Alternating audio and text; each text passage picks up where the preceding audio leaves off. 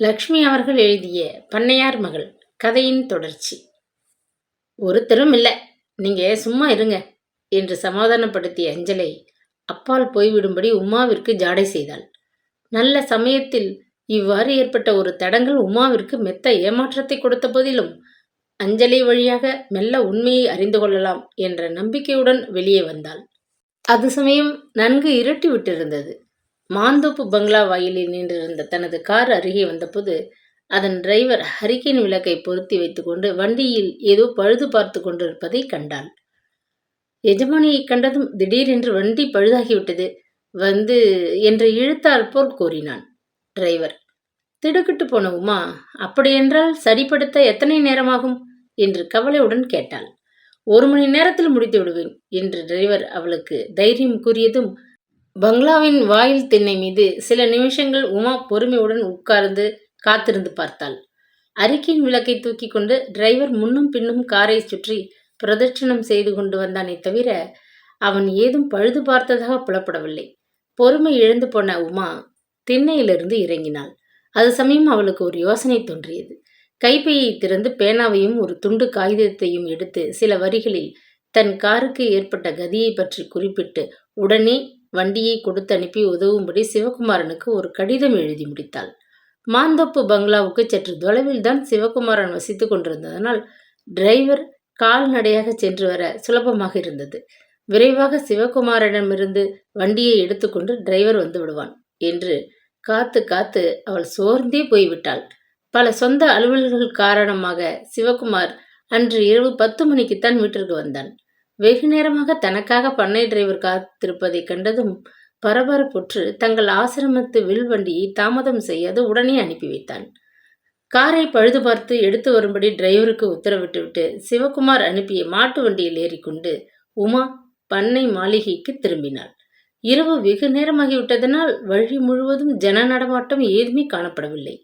பங்களாவிற்கும் பண்ணை மாளிகைக்கும் இடையே இருந்த நீண்ட சாலையின் இரு மருங்கிலும் அடர்ந்து வளர்ந்திருந்த மரங்கள் இருட்டு வேளையில் மிகவும் பயங்கரமாக உமாவின் கண்களுக்கு தோன்றின. வண்டியில் பொருத்தியிருந்த எண்ணெய் விளக்கின் மங்கிய ஒளியைத் தவிர எங்கும் ஒரே அந்தகாரமாக இருந்தது. வயல்களின் வரப்பிலே தத்தி குதித்து கொண்டிருந்த தவளைகள் எழுப்பிய ஓசையும் அதற்கு எதிரொலி செய்வது போல் சோவென்று கத்தி கொண்டிருந்த சுவர் கோழிகளின் சப்தமும் இரவு நிசப்தத்தை பயங்கரப்படுத்தி கொண்டிருந்தன. உமாவிற்கு ஏனோ திடீரென்று அச்சம் ஏற்பட்டது. அதை உறுதிப்படுத்துவது போன்று நிறுத்து என்று எங்கிருந்தோ கடுமையாக யாரோ அதட்டுவது கேட்டது. உமா திடுக்கிட்டு நிமிர்ந்து எழுந்து உட்கார முயற்சிப்பதற்குள் சாலை இருளிலிருந்து தடதடவென்று ஓடி வரும் காலடி ஓசை கேட்டது. அடுத்த கணம் விளக்கு சுக்கல் தூளாகி உடைந்து அணைந்து போய்விட்டது. கத்தினாயோ, உன்னை மிதிச்சிடுவேன் என்று யாரோ முரட்டு குரலை வண்டிக்காரனை அதட்டினார்கள். உமா வியர்த்து விறுவிறுத்து போனாள். என்ன ஏது என்று ஊகிக்கும் முன் முரட்டுத்தனமான ஒரு மனிதன் அவள் கரத்தை பற்றி வண்டியில் இருந்து இழுப்பதை உணர்ந்தாள். ஐயோ திருடன், வாருங்கள் வாருங்கள் என்று தன்னையும் மீறி அலறிவிட்டாள். மோகனாம்பாள் சாவதானமாக விழித்து கொண்டு எழுந்து படுகையில் உட்கார்ந்தாள். விடிந்து வெகு நேரமாகிவிட்டது என்பதை அறிவித்த வண்ணம் காலை சூரியனின் பொற்கிரணங்கள் ஜன்னல் வழியே அவள் முகத்தின் மீது சுரீர் என்று வீசிக்கொண்டிருந்தன. தனக்கு முன் தெரிந்த நீண்ட கண்ணாடியில் உருவத்தை பார்த்து கொண்டாள். ஒரு காலத்தில் எலுமிச்சம்பழத்தை நிகர்த்த பொன்னிறமாக பிரகாசித்த அவளது மேனி முதுமையின் தளர்வினால் கருத்து சுருங்கி வாடி விட்டிருந்தது. கண்களை சுற்றி பெரிதாக வட்டமிட்டிருந்த கருத்திரைகளும் கழுத்திலே மடிப்பிட்டு தொங்கிய சதை பிடிப்பும் அவளது போக வாழ்க்கையின் முத்திரைகளாக காணப்பட்டன. நீண்ட நேரம் தன் உருவத்தை ஊன்றி பார்த்து கொண்டிருக்க அவளுக்கே மிகவும் அருவருப்பாக இருந்தது. சோம்பல் முறித்துவிட்டு நீண்ட கொட்டாவை விட்டுக்கொண்டு படுக்கையிலிருந்து எழுந்தாள். சுலோச்சனா என்று அதட்டி ஒரு குரல் கொடுத்துவிட்டு தாறுமாறாக தொங்கிய கூந்தலை அள்ளி சீர்படுத்தி முடிந்து கொண்டு வெளியே வந்தாள். அரை மனதாக உள்ளங்கையில் பற்பொடியை எடுத்து கொட்டி கொண்டு முற்றத்திற்கு வந்தவள் வழக்கம் போல் அங்கே தயாராக முகம் துடைக்கும் துண்டும் சோப்பு பெட்டியும் செம்பில் பல் துளக்க வெந்நீரும் இல்லாததை கவனித்து விட்டாள். உடனே, அடி சுலோச்சனா, உனக்கு காது செவிடா, எத்தனை வாட்டி கூப்பிடுகிறது என்று உரத்த குரலில் ஒரு அதட்டல் போட்டுவிட்டு கோபத்துடன் சுற்றுமுற்றும் பார்த்தாள். கூடத்து அறையில் குளிருக்கு அடக்கமாக பெரிய கம்பளி துண்டை தலையில் சுற்றி முக்காடிட்டு கொண்டு உட்கார்ந்திருந்த வடிவேலு மனைவியின் அபய குரலை கேட்டு மெல்ல வெளியே வந்தான். சுலோச்சனா இன்னும் எழுந்திருக்கல போல இருக்கிறது. அதை கீழே காணவில்லை. நான் தான் வெந்நீர் எடுப்பை பற்ற வச்சேன். உனக்கு என்ன வேணும் என்று மிகவும் தாழ்வாக வினவினான். இன்னுமா தூங்குறா அவ இப்படி தின்னுவிட்டு தூங்கி தூங்கித்தான் என் குடும்பத்தையே தூங்க வச்சிட்டா. எனக்கு ஒரு இழவும் வேண்டாம், போய் அந்த கழுதையை எழுப்பிக்கிட்டு வாங்க. நல்ல பொண்ணு இவ என்று கோபத்துடன் கணவனுக்கு உத்தரவிட்டாள். முற்றத்து தொட்டியில் நிரப்பி இருந்த பச்சை தண்ணீரை வெறுப்புடன் சொம்பில் முகர்ந்து அவசரமாக முகத்தை கழுவிக்கொண்டு அடுப்பங்கரைக்குள் சென்றாள். முதல் நாள் இரவு போஜனத்திற்கு பின் அங்கே போட்ட ஜாமான்கள் போட்டபடி மிகவும் அலங்கோலமாக கிடந்தன. தனக்குள் எழுந்த சினத்தை அடுப்பருகில் கிடந்த பாத்திரங்கள் மீது அவள் காட்டினாள். இடைஞ்சலாக இருந்த ஜாமான்களை காலால் உதைத்து அப்புறப்படுத்திவிட்டு மிகவும் சிரமத்துடன் தன் ஸ்தூல சரீரத்தை அடக்கி கொண்டு உட்கார்ந்தாள். காலை காப்பிக்காக அடுப்பு பற்ற வைத்து விட்டு திரும்பி பார்த்தாள். மழையில் நனைந்த கோழி போல் குளிரால் வடவடவென்று நடுங்கிக் கொண்டு வடிவேலு சமையல் அறைக்குள் மெல்ல தலையை நீட்டினான். சுலோச்சனாவை படுக்க அறையில காணவில்லை, கீழே குளிக்கும் அறையிலும் காணவில்லை, பின்கட்டிலும் காணவில்லை என்று இழுத்தாற்போர் கூறிவிட்டு கிழவன் சந்தேகத்துடன் விழித்தான். என்ன என்று திடுக்கிட்டு கேட்ட மோகனாம்பாள் ஒரே துள்ளலில் மலை போல் இருந்த தன் சரீரத்தை தூக்கி கொண்டு எழுந்து நின்றாள். அதிர்ச்சியூட்டும் இந்த செய்தி அவளது நெஞ்சத்தையும் உடலையும் பதறச் செய்துவிட்டது. பயத்திலே முகம் வெளுத்து விட்டது. ஆமாம், உண்மைதான். சுலோச்சனாவை வீடு முழுவதும் தேடு பார்த்து விட்டேன், காணலை. காலை வேளையில இந்த பொண்ணு எங்கேதான் போயிருக்குமோ தெரியல என்று மென்று விழுங்கினான் கிழவன். மோகனாம்பாள் அதற்கு மேல் அங்கே நிற்கவில்லை. விடுவிடு என்று மாடிக்கு பாய்ந்து சென்று தன் அறையின் பக்கத்தில் உள்ள சுலோச்சனாவின் படுக்கை அறைக்குள் போய் பார்த்தாள். அங்கே ஜாமான்கள் வைத்த நிலையில் அப்படியே இருந்தன. ஆனால் அவளது அருமை மகளை மட்டும் காணவில்லை. தோட்டம், கிணறு, பின்கட்டு எல்லாவற்றையும் மூச்சு விடாது சென்று தேடி பார்த்துவிட்டு திகில் பிடித்தவளாக உள்ளே வந்தாள். மனைவியுடன் கூடவே நிழல் போல் பின்னால் சென்று மீண்டும் ஒருமுறை மகளை தேடி அலைந்த வடிவேலு காலையிலேயே எழுந்தபோது வாசல் கதவு தாளிடாது திறந்து கிடப்பதை பார்த்தேன் என்று முணுமுணுத்தான். பார்த்துவிட்டு சும்மா கம்முன்னு போய் கம்பளியை சுத்திக்கிட்டு படுத்துக்கிட்டாயாக்கும். இதை இப்ப சொல்ல வந்துட்டியா? போதும், எரிகிற நெருப்புல எண்ணெயை ஊத்த வேண்டாம் என்று கணவன் மீது எரிந்து விழுந்த மோகனாம்பாள் ஏமாற்றம் தாழ முடியாது வீட்டின் கூடத்து தரை மீது தொப்பென்று உட்கார்ந்து கொண்டாள். கண்ணுக்கு கண்ணாக ஆசையுடன் வளர்த்த சுலோச்சனா சொல்லாமல் கொள்ளாமல் வீட்டை விட்டு ஓடிவிட்டாள் என்பதை அவளால் நம்பவே முடியவில்லை. இனி என்ன செய்வது என்று யோசனையே தோன்றாது கூடத்து தரையில் படுத்து கொண்டு விட்டாள். வடிவேலு மனைவியின் உத்தரவை எதிர்பார்த்து கொண்டு சற்று நேரம் அங்கும் இங்கும் வளைய வந்தபடி வீட்டிற்குள் சுற்றி கொண்டிருந்தான். வெட்டி சாய்த்த மரம் போல் கிடந்த மோகனாம்பாளிடமிருந்து பேச்சு எதுவுமே வரவில்லை. கிழவனுக்கு நேரம் ஆக ஆக பசி வயிற்றை கிண்டியது. சமையலறைக்குள் சென்று மெல்ல எட்டி பார்த்தான். மோகனாம்பாள் சிரமத்துடன் பற்ற வைத்திருந்த அடுப்பு எரிந்து சாம்பலிட்டு அவிந்து கிடந்தது. சப்தமிடாது மெல்ல புழக்கடை வழியே வெளியே தெருவுக்குள் வந்தான். அருகில் இருந்த காபி ஹோட்டலுக்குள் சென்று தன் கையில் இருந்த கொஞ்சம் சில்லறைக்கு சூடான ஒரு கோப்பை காஃபியும் 2 இட்லிகளும் வாங்கி தன் பசியை தணித்து கொண்டான். மோகனாம்பாள் எழுந்திருந்து தன்னை தேடப்போகிறாள் என்ற அச்சம் அவனது மனதை உழுக்கவே நீண்ட நேரம் அங்கே தங்கியிருக்க பயந்து அவசரமாக வந்த வழியே பூனை போல் நடந்து வீட்டிற்கு திரும்பிவிட்டான். தரை மீது குப்புற படுத்துக்கொண்டு தலைவிரி கோலமாக கிடந்த மனைவி அருகில் வாத்சல்யமாக, மோகனா, பச்சை தண்ணீர் கூட பல்லில் படாது பட்டினியாக கிடக்கிறாயே, நான் போய் ஓட்டலிலிருந்து ஏதாவது வாங்கி வரட்டுமா என்று வினயமாக கேட்டான். மோகனாம்பாள் அடியுண்ட வேங்கை போல் சீறி கொண்டு எழுந்தாள். உனக்கு எப்பவும் பாலும் வைத்த பற்றி தான் கவலை. அந்த பாவி பொண்ணு என் தலையில கல்லை தூக்கி போட்டுவிட்டு போயிருக்கிறதுங்கிறத பற்றி உனக்கு ஏதாச்சும் அக்கறை இருக்கிறதா? உன்னை சொல்லி குத்தமில்லை. இந்த பாவி கடவுள் என்னை இப்படி படைச்சானே, அதை சொல்லணும் என்று ஆவேசம் பிடித்தவள் போல் கத்திவிட்டு தலையில் படீர் படீர் என்று அடித்துக்கொண்டு உருண்டு உருண்டு விழுந்தாள்.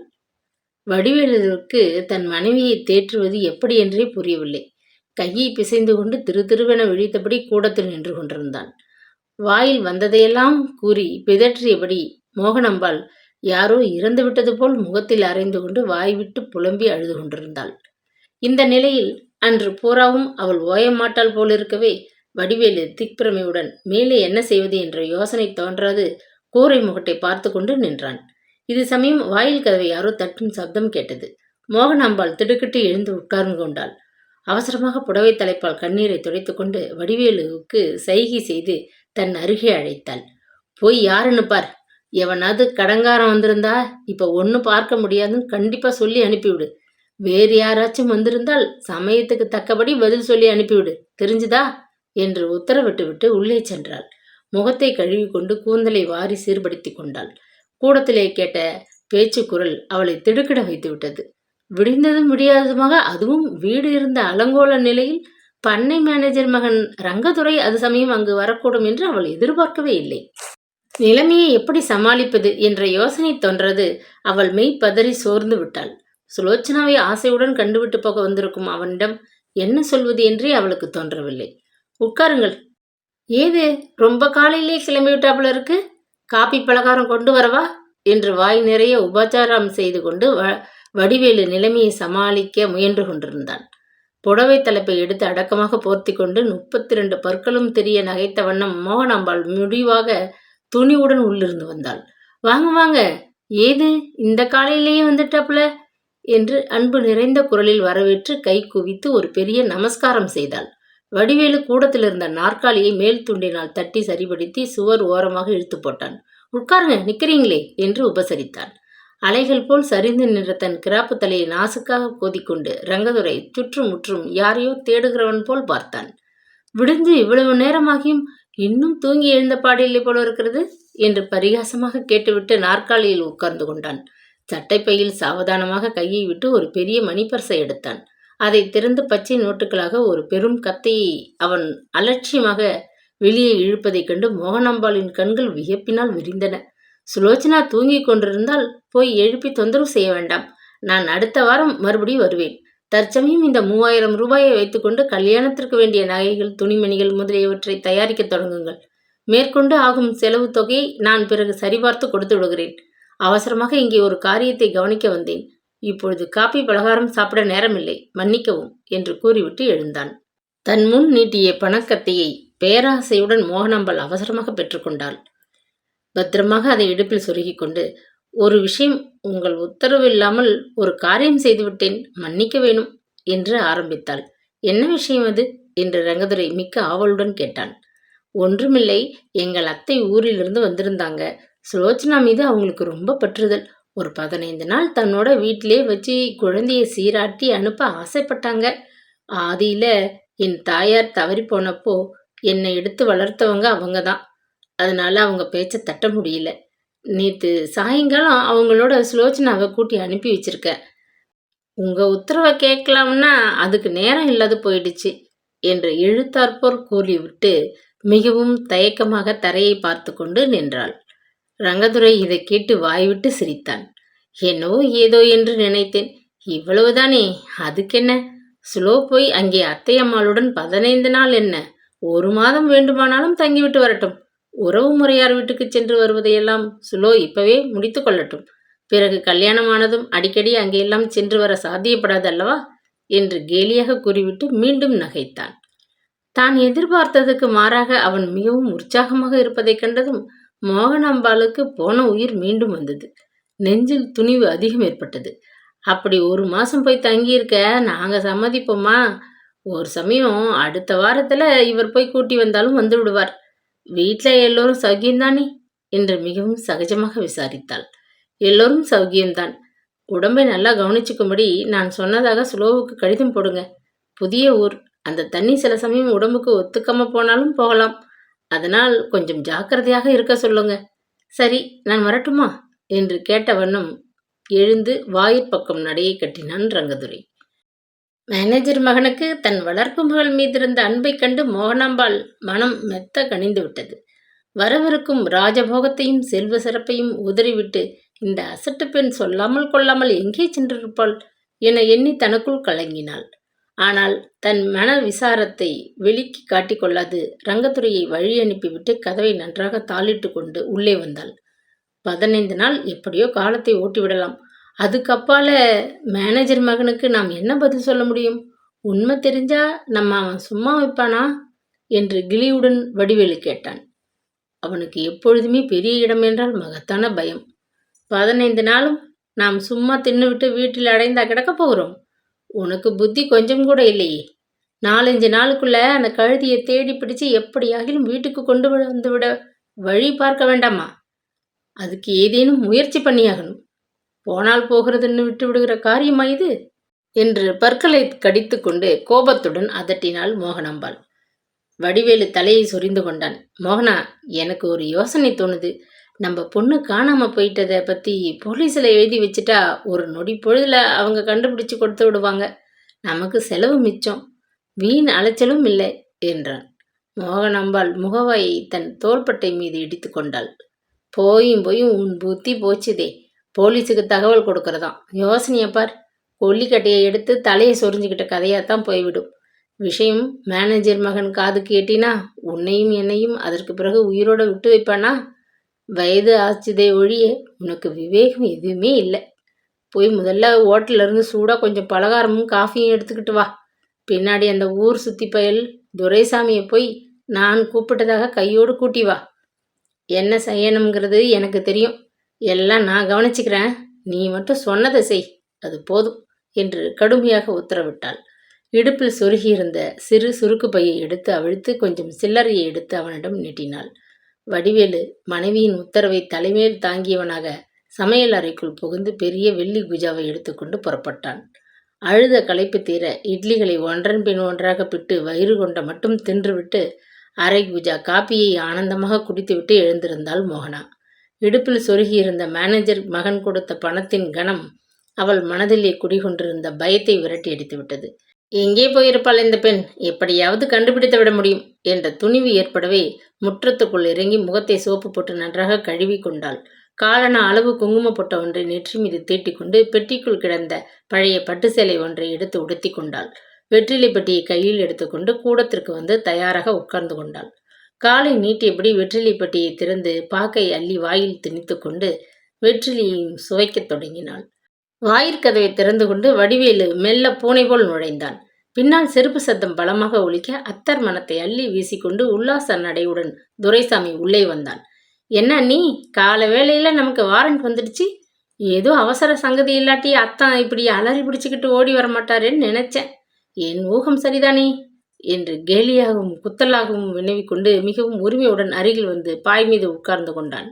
வெற்றிலை பெட்டி அவன் அருகில் தள்ளி வைத்துவிட்டு காலை மடக்கி கொண்டு மோகனாம்பாள் நிமிர்ந்து உட்கார்ந்தாள்.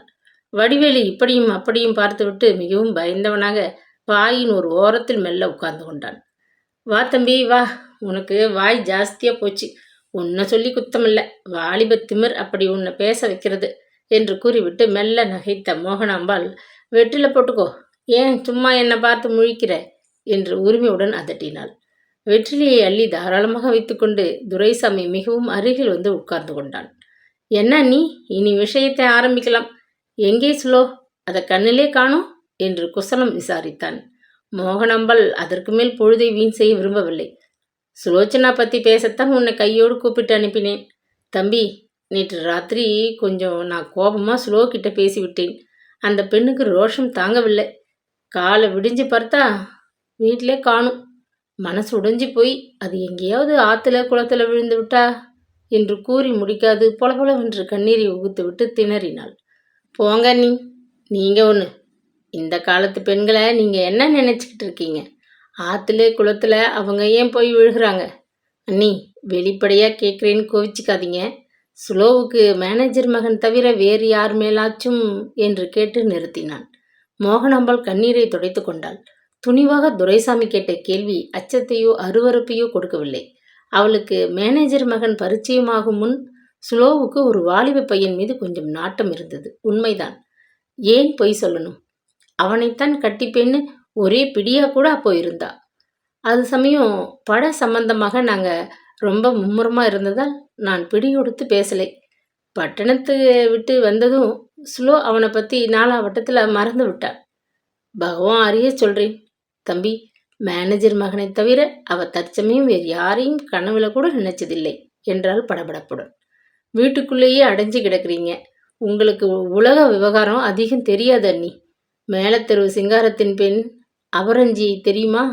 அவங்க அம்மா இப்படித்தான் நம்பி கொண்டிருந்தாங்க.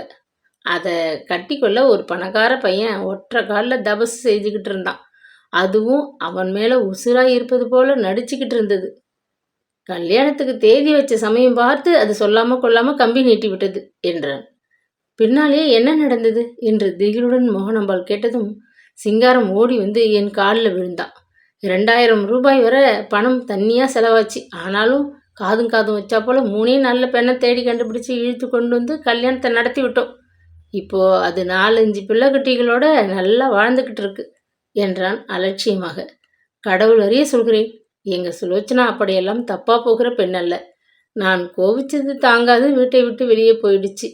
அக்கம் பக்கத்தார் காதில் விழுந்து அவங்க ஒன்றை பத்தாக்கி வம்பு பேசுறதுக்கு முந்தி அதை கண்டுபிடிச்சு வீட்டுக்கு கூட்டி வந்து விடணும். இது விஷயமா உன் உதவி தேவை. இதை பற்றி போலீஸ் வர போக எனக்கு பிரியமில்லை. அவளுடைய சிநேகிதல் வீடு மற்ற இடங்கள் எல்லாம் பற்றி விவரமாக உனக்கு தகவல் கொடுத்திருக்கிறேன். 4-5 நாளில் எப்படியோ பெண் நம்ம வீடு வந்து சேர்ந்து விடணும் என்றாள்.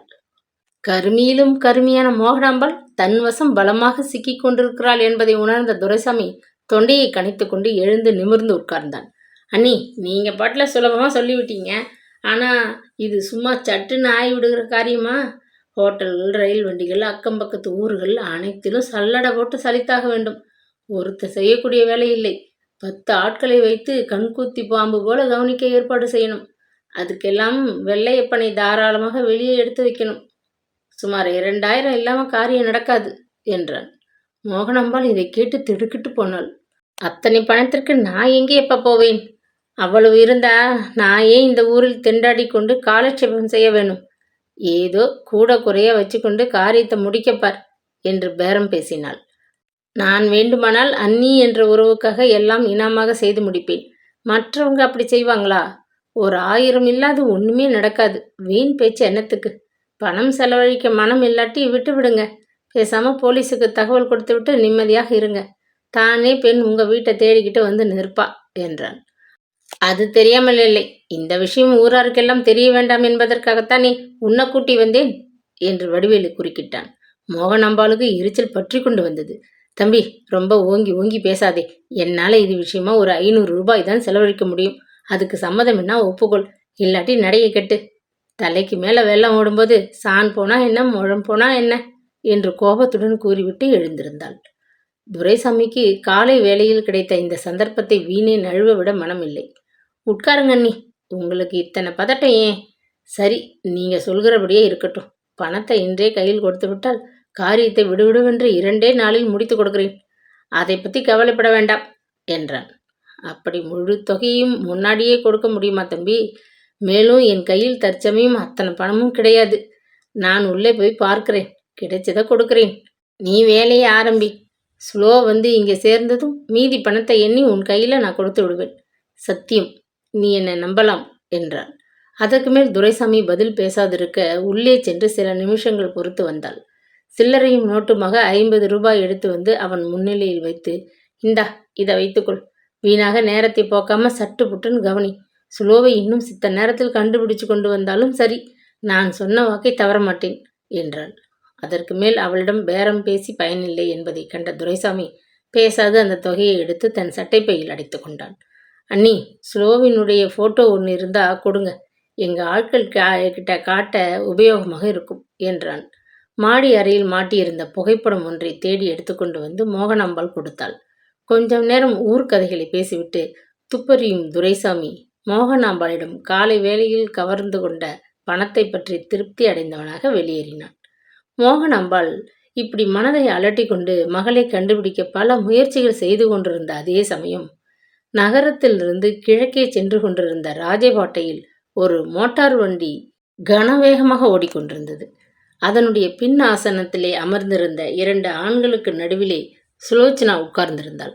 கட்டுமஸ்தான தேகமும் நீண்ட மீசையும் கொண்டு வாட்ட சாட்டமாக இடது பக்கத்திலே உட்கார்ந்திருந்த மனிதனை நேருக்கு நேர் பார்க்க அவளுக்கு அச்சமாக இருந்தது. வலது பக்கத்திலே உட்கார்ந்திருந்தவனோ தாடியும் மீசையும் தலையில் பெரிய முண்டாசுமாக வடதேசத்திலிருந்து வந்த முரடன் போல காட்சியளித்தான். அவனை கடைக்கண்ணால் பார்க்கவும் அவளுக்கு பயமாக இருந்தது. வண்டி சென்ற திக்கும் திசையும் அவளுக்கு புரியவில்லை. முன் ஏற்பாட்டின்படி அவள் முதல் நாள் இரவு தன் தாயார் படுக்கச் சென்றதும் சந்தடியின்றி கீழே இறங்கி சென்று வாயிற்கதவை திறந்து கொண்டு வந்து தூண் மறைவில் இருட்டில் நின்றாள். சொல்லி வைத்தது போல் அவளுக்காக எதிர்பார்த்த வண்ணம் ஒரு குதிரை வண்டி வந்து வாயிலில் நின்றது. இருட்டிலே மறைந்து கொண்டு மிகவும் பயத்துடன் அதில் ஏறிக்கொண்டாள். சந்தும் பொந்துமாகச் சென்ற வண்டி சில நிமிஷங்களில் ஒரு வீட்டிற்கு முன் வந்து நின்றது. அங்கே தயாராக ஒரு மோட்டார் வண்டி காத்து கொண்டு இருந்தது. குதிரை வண்டியிலிருந்து அவள் மோட்டார் வண்டிக்கு மாற்றப்பட்டாள். இருட்டில் வண்டி ஓட்டிய மனிதனையோ தன்னுடன் கூட வந்த இருவரையுமோ அவள் அடையாளம் கண்டுகொள்ள முடியவில்லை. விடிந்து வெளிச்சம் பரவத் தொடங்கிய போதுதான் தன்னுடைய இரு பக்கத்திலும் உட்கார்ந்திருந்த அவர்கள் இருவரையும் முதல் முதலாக நன்றாக பார்க்க நேரிட்டது. கடுமையான முகமும் வலுவான உடலுமாக தென்பட்ட அந்த இருவரையும் கண்டு பயத்திலே அவள் நெஞ்சு உலர்ந்து விட்டது. முன்பின் தெரியாத முரடர்கள் வசம் அகப்பட்டு கொண்டு விட்டோமே, எங்கேயாவது கண்காணாத இடத்தில் அழைத்து கொண்டு போய் கழுத்தை திருகி புதைத்து விட்டால் என்ன செய்வது என்ற பயத்திலே வியர்த்து விறுவிறுத்து போய் உணர்ச்சியற்ற மரக்கட்டை போல் செயலற்று அமர்ந்திருந்தாள். மோட்டார் வண்டி புழுதியை எழுப்பிக் கொண்டு வெகு வேகமாக போய் முடிவில் ஓர் ஊருக்குள் பிரவேசித்தது. எங்கே இருக்கிறோம் என்று சுலோச்சனா கண்களை ஓட்டி ஆராயும் முன் கார் ஒரு பெரும் குழுக்களுடன் மரங்கள் அடர்ந்த ஒரு தோப்பிற்குள் பாய்ந்தோடி ஒரு சிறு வீட்டிற்கு முன் வந்து நின்றது. இறங்கு என்று அதட்டியபடி மீசைக்காரன் காரின் கதவை திறந்து விட்டான். சீக்கிரம் என்று அதட்டினான் முண்டாசு ஆசாமி. சுலோச்சனாவின் இருதயம் படபடவென்று அடித்து கொண்டது. கால்கள் தரையில் பாவ மறுத்தன. கொலைக்களத்திற்கு செல்லும் கைதி போல் தன் நினைவின்றி வண்டியிலிருந்து இறங்கி உள்ளே சென்றாள். அடடா, காண்பது கனவுதானோ என்று பரிகாசமாய் பகர்ந்த வண்ணம் ரங்கதுரை உல்லாசமாக சிரித்துக்கொண்டு தன் இரு கரங்களையும் நீட்டி அவளை வரவேற்றான். அத்தான் என்று கிரீச்சிட்டு கூவிக்கொண்டு சுலோச்சனா மயக்கமாக அவன் மீது விழுந்து விட்டாள். வீட்டை விட்டு புறப்பட்டதிலிருந்து ஏற்பட்ட திகிலை அவளால் தாள முடியவில்லை. பச்சை தண்ணீரை தெளித்து மெல்ல விசிறி அவள் களைப்பை போக்கினான் ரங்கதுரை. கண் விழித்து கொண்ட சுலோச்சனா, அத்தான், எனக்கு மிகவும் பயமாக இருக்கிறது. அம்மாவை ஏமாத்தி விட்டு வந்தது பற்றி மனசு ரொம்ப கஷ்டப்படுகிறது என்று கூறிவிட்டு விக்கினாள். பயப்படாதே சுலோ, என் பேச்சின்படி நீ நடந்து கொள்வதானால் விரைவில் சகல சௌகியத்தையும் பெற்று சுகமாக வாழப்போகிறாய். இப்பொழுது உன் வீட்டை விட்டு என் பொருட்டு ஓடி வந்தது பெரிதல்ல. நான் மேலே சொல்லப்போகும் 2 காரியங்களில் எனக்கு கை கொடுத்து உதவி செய்ய வேண்டும் என கூறிவிட்டு கொஞ்சினான். அத்தான், உங்களுக்காக என் உயிரையே வேண்டுமானாலும் கொடுக்க தயாராக இருக்கிறேன். என் வார்த்தையை நம்புங்கள் என்றாள். தனக்கு கொஞ்ச நாட்களில் வரப்போகும் ஆபத்துக்களை கொஞ்சமும் அறிந்து கொள்ளாத அந்த பேதை பெண். டாக்டர் குருமூர்த்தி அன்று மிகவும் களைத்து விட்டிருந்தார். காலையில் எழுந்ததிலிருந்து தொடர்ந்து வந்து குவிந்த தொழில் அலுவல்களை கவனித்துவிட்டு அவர் போஜனத்திற்கு உட்காரும் பொழுது இரவு வெகு நேரமாகி விட்டிருந்தது. வயோதிகத்தின் காரணமாக உடலில் முன்னைவிட அலுப்பு மிஞ்சி விட்டிருந்தது. உள்ளத்திலே நாளடைவில் அதிகரித்து கொண்டு வந்த உற்சாக குறைவினால் வாழ்க்கை அவருக்கு பெரிய சுமையாக தோன்றியது. இலையில் வேலைக்காரன் வட்டித்த போஜனத்தின் மீது கையை வைத்தார். ஒரு கவளம் அள்ளி வாயில் போடக்கூட ஆரம்பிக்கவில்லை. வாயிற்கதவை படபடவென்று பலர் தட்டும் சத்தம் எழுந்தது. எஜமான் முகத்தை குறிப்பாக கவனித்துவிட்டு வேலைக்காரன் கதவை திறக்க ஓடினான். எப்பொழுதும் அடிக்கடி அவர் வாழ்க்கையிலே நடக்கும் சம்பவம்தான் அது. கனைத்து சோர்ந்து பசி தாளாது சாப்பிட உட்காரும் பொழுது ஆபத்து நிலையில் இருக்கும் ஒரு நோயாளிக்காக யாராவது அவசரமாக அழைக்க வந்திருப்பார்கள். பல நாளைய பழக்கத்தினால் வந்தவர்கள் கூறும் முன்பே குருமூர்த்திக்கு அவர்கள் வந்த காரணம் காரியம் யாது என்பதை உள்ளுணர்வு ஒன்று தானே உணர்த்தி விடுவது உண்டு. கசம்சா என்று வாயிற் பக்கம் பேச்சு குரல்களும் வேலைக்காரன் ஏதோ சமாதானம் கூறுவதும் கேட்டது. நீண்ட நேரம் அமைதியாக அவரால் இருக்க முடியவில்லை. அவசரமாக போஜனத்தை முடித்துக்கொண்டு கையை கழுவிவிட்டு வெளியே வந்தார். வாயில் வராந்தாவை அடைத்துக்கொண்டு ஒரு பெரும் கூட்டம் நின்று கொண்டிருந்தது. ஒரு கையில் லாந்தரும் ஒரு கையில் ஒரு பெரிய தடியும் தலையில் பலமான முண்டாசுமாக தோற்றமளித்த ஆசாமி வைத்தியரை கண்டதும் கூட்டத்தை தள்ளி கொண்டு முன் வந்தான். நெற்றி முழுவதும் வழிந்த வியர்வையும் பேசும் முன் அவனுக்கு ஏற்பட்ட பதட்டவுமே அவன் நோயாளிக்கு நெருங்கிய உறவினன் என்பதை அறிவுறுத்தி கொண்டிருந்தன. 4 நாளாக வேதனைப்படுகிறாங்க. இன்னி பகல் ரொம்ப ஜாஸ்தி ஆயிடுச்சு. உள்ளூர் மருத்துவம்மா கை விட்டுட்டாங்க. நீங்க உடனே வந்தாக்கா என்று கூறி முடிக்க முடியாது நான் தடுமாறினான் அவன். இதுவும் குருமூர்த்தி தமது வைத்திய தொழில் அனுபவத்திலே கேட்டு அழுத்து விட்டிருந்த பழைய கதையேதான். திறமையும் தயால குணமும் ஒருங்கியக்கூடிய வைத்தியர் அருகில் இருந்தும் சில சமயம் கிராமத்து மக்கள் அவருடைய உதவியை தக்க சமயத்தில் ஏற்பதில்லை. நோயாளியின் உடல் பலகீனமாகி இனி ஒன்றும் முடியாது என்ற நிலை வந்ததும் நோயாளிக்கு உயிருக்கு யமனுடன் போராடும் போது கடைசி நிமிஷத்தில் குருமூர்த்தியை தேடிக்கொண்டு வெறும் கோஷத்துடன் கூக்குரலும் அழுகையுமாக ஓடி வருவார்கள். அலட்சியம் செய்யாது உடனுக்குடன் ஓடினாலும் சில சமயம் வைத்திய உதவியை பெறும் முன்பே நோயாளி மரணம் அடைந்து விடுவதும் உண்டு. ஒரு கடைசி முயற்சி என்று வைத்தியர் போராடி பார்ப்பதற்கு கூட சந்தர்ப்பமே சில சமயங்களில் இருந்ததில்லை. காலையிலிருந்து இவ்வளவு நேரம் என்ன செய்தீர்கள்? சற்று முன்னதாக வந்திருக்க கூடாதா என்று துயரமும் கோபமும் தாழ முடியாது உறவினர்களை கடிந்து கொள்வதைத் தவிர வேறு ஏதும் வைத்தியர் செய்ய முடியாது, போய்விடுவதும் உண்டு. ஆகவே குருமூர்த்திக்கு ஒரே நொடியில் தம்மை அழைத்து போக வந்தவர்களின் கருத்து புரிந்துவிட்டது. அவர் வீணே பொழுதை பேசி கழிக்க விரும்பவில்லை. எத்தனாவது குழந்தை என்று மட்டும் கேட்டார் நெற்றி வியர்வையை துடைத்து கொண்டு. முண்டாசு ஆசாமி 8ஆவதுங்க என்றதும் என்று பதிலுக்கு உரிமைய குருமூர்த்தி வேகமாக உள்ளே சென்று தமது மருத்துவ பைக்குள் வேண்டிய ஜாமான்களை வைத்து அடுக்கி மூடினார். நிழலைப் போல் பின்னால் ஓடி வந்த வேலைக்கார பையன் டாக்டர் ஐயாவின் பெட்டியை எடுத்து வாசலில் தயாராக நின்று கொண்டிருந்த மாட்டு வண்டிக்குள் வைத்தான். உள்ளே பரப்பியிருந்த வைக்கோலை சரிப்படுத்திவிட்டு அதன் மீது ஒரு ஜமுக்காலத்தை விரித்து நிதானமாக சாய்ந்து கொள்ள ஒரு தலையணையை வைத்துவிட்டு வீட்டு கதவுகளை பூட்டி கொண்டு மிகவும் பயபக்தியுடன் வைத்தியர் அருகே வந்து நின்றான். வண்டிக்குள் ஏறி உட்கார்ந்து கொண்ட குருமூர்த்தி தலையணை மீது சாய்ந்து கொண்டார். இங்கிருந்து நாம் எங்கே போகப் போகிறோம் என்று அப்போதுதான் போகும் இடத்தை பற்றி விசாரித்தார். பதில் அவர் எதிர்பார்த்ததே. அதனால் திடுக்கிடவில்லை. பக்கத்து கிராமம், 12 கல்லு தூரம் தானுங்க என்று மிகவும் அமைதியாக பதில் அளித்தான் முண்டாசு ஆசாமி. சீக்கிரம் ஆகட்டும் என்று குருமூர்த்தி அதட்டவே வண்டி புறப்பட்டது. ஊரே புரண்டு வந்து விட்டது போல் திரண்டு நின்ற கூட்டத்திலே பாதி பகுதி இப்போது கரைந்து விட்டது. டாக்டர் ஐயாவை தேடிக் கொண்டு வந்தபோது ஊரில் நுழைந்த சமயம் ஆங்காங்கே விசாரிக்கையில் ஒவ்வொருவராக தொடங்கி கொண்டவர்களின் எண்ணிக்கை அந்த கூட்டத்திலே பாதிக்கு மேல் இருந்தது. ஆபத்து என்னவோ ஏதோ என்று அறிந்து கொள்ள ஆவலுடன் கூடியிருந்தவர்கள் அவர்கள். வைத்தியர் புறப்பட்டு போனதும் அவர்கள் ஆவலும் தணிந்துவிட்டது. ஒருவர் பின் ஒருவராக நாலாபுரமும் கலைந்து சென்று விட்டனர். மற்றொரு பகுதி மட்டும் அடுத்த கிராமத்தில் நோயாளி வீட்டிலிருந்து புறப்பட்டு வந்தவர்கள். அவர்கள் எண்ணிக்கையில் வழக்கம் போல 20 பேர்களுக்கு மேற்கொண்டு இருந்தார்கள்.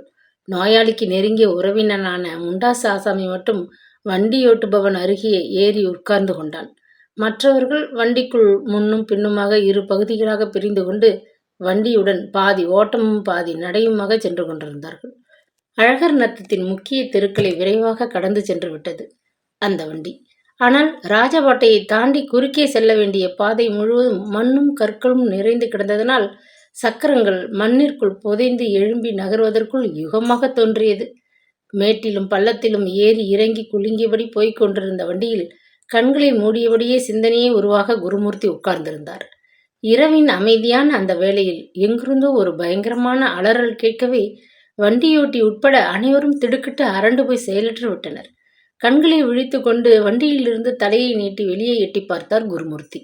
கூட வந்தவர்கள் அனைவரும் அப்படியே நின்று விட்டனர். அருகில் யாரோ ஒரு பெண் பயங்கரமாக உதவி தேடும் அபய குரல் காற்றின் ஊடே மிகவும் கணீர் என்று எல்லோர் காதுகளிலும் கேட்கும்படி விழுந்தது.